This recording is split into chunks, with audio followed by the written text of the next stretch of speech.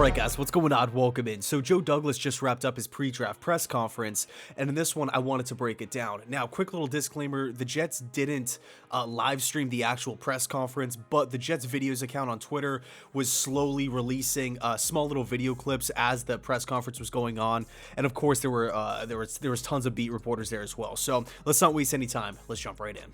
So in regards to Deebo Samuel, Joe Douglas said that he didn't want to get into any sort of specifics because at the end of the day, Deebo is a player on another football team. He also didn't want to discuss any hypotheticals or anything like that. But of course, he threw out the quote that we've heard all off season, which is, if the right opportunity presents itself, we are going to be aggressive. You know, I understand it. I understand not wanting to show your hand or give any other team out there any sort of indication on what the Jets' plans would be regarding Samuel moving forward. And plus, I mean, this is my opinion here, but Joe Douglas has never really struck me as the individual that wants to blow people away with headlines or anything like that. He would much rather give the vague answer, the vague responses, and kind of put a lot of coach speak out there, just the run-of-the-mill stuff. He doesn't want to be talked about, unlike a Rex Ryan, who, you know, it was just headline after headline after headline. Not saying it's a bad thing or anything like that, just two different personalities here. So Joe Douglas, you know, didn't, again, get too much into Deebo Samuel here. There wasn't a lot of details thrown around, but it was addressed nonetheless. Another point that I felt was pretty interesting was when he was talking about potential trades, right? He said conversations with other teams are starting to heat up. Was he talking about Deebo Samuel? Was he talking about a potential trade back, a potential trade up in the NFL draft? Nobody really knows, but I mean, man, I don't know what I would do to be a fly in the wall or be able to listen in on some of these general manager conversations over the phone. I mean, it's gold, right? That's the stuff I live for. But look, when I think about this time of year, you know, and I'm looking at the draft order, I feel like it almost never stays the same. I'm looking at other teams out there that have maybe a question mark at quarterback.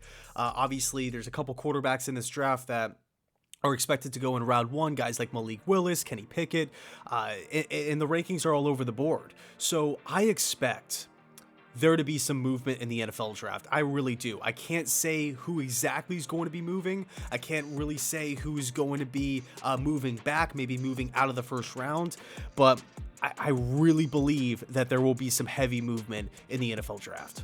Now, when he was talking about the NFL draft, he had a couple of really interesting quotes here.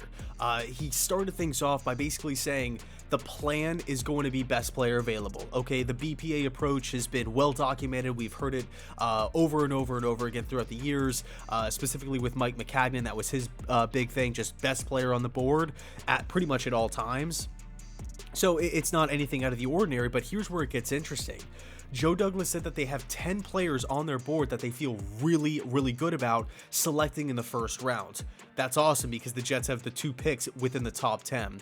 Now, we've talked a lot about this throughout the course of the offseason, where the Jets could hypothetically go in a bunch of different directions, right? We could target corner, Ahmad Gardner. We could target wide receiver, Jamison Williams, Garrett Wilson, Drake London, edge, Jermaine Johnson, Kayvon Thibodeau, offensive line, Ike Mekwonu, Evan Neal, Charles Cross. Like, the Jets aren't pigeonholed, or they're not backed into a corner where they're only vying for one player. And if we don't get that player, we're screwed, we're out of luck, and it's a complete bust. It's a failure. The Jets aren't in that position. And, you know, a part of that is because the Jets have, you know, a lot of holes on the roster and everything like that. But that's kind of the beauty of it, right? We're not locked in. We're not handcuffed to 1 or 2 players. And now it's like, man, do we, you know, risk trading middle or late round picks to move up to make sure we land him? We're not in a position where we're, you know, dying for a quarterback, maybe like the Carolina Panthers are at spot number 6. You know, the Jets are in a fantastic position. He also went on to say that he expects the players that are picked in both rounds 1 and 2, he also included the 3rd round, he expects that all those guys are going to be impactful starters for the team next season. Now, when talking about the offensive line, Joe Douglas said that he feels that the Jets have one of, if not the best guard combo in the entire National Football League. Laken Tomlinson, Elijah Vera Tucker. We all saw what the Jets looked like last year offensively. We saw the interior offensive line play.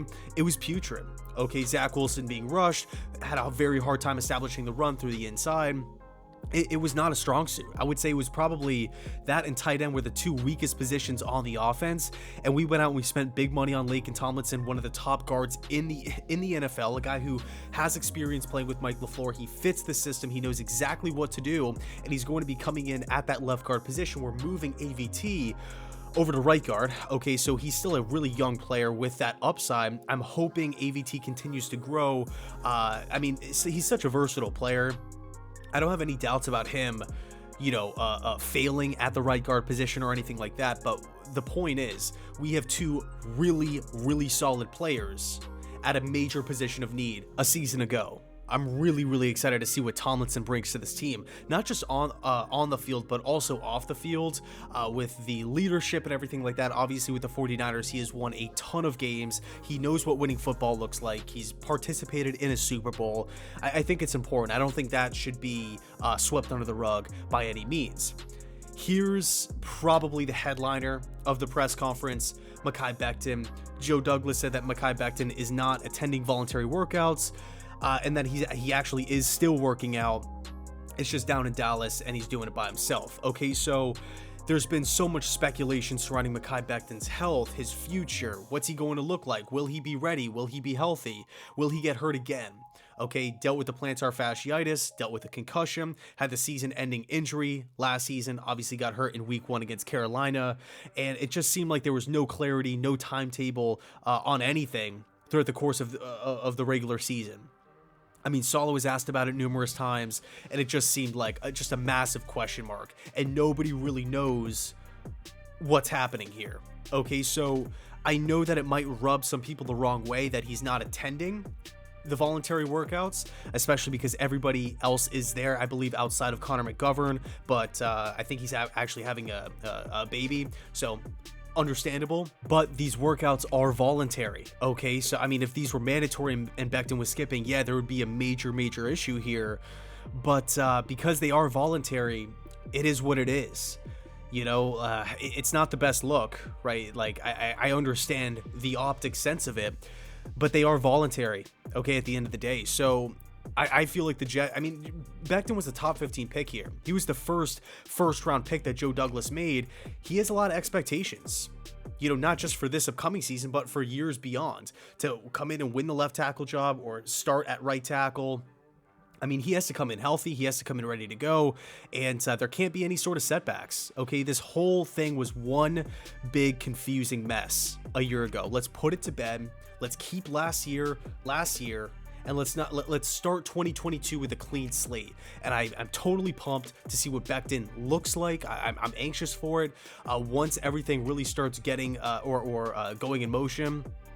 And look, when he's on the field, he's absolutely dominant. That rookie season, I don't believe, was a fluke. I don't think it was some sort of joke. He was tossing defensive ends around like ragdolls. The guy was a great football player, and I want to see him out there. Okay, but he is skipping the voluntary workouts. So let me know your thoughts down below in the comment section. Thanks so much for watching. I really appreciate it. And as always, go Jets.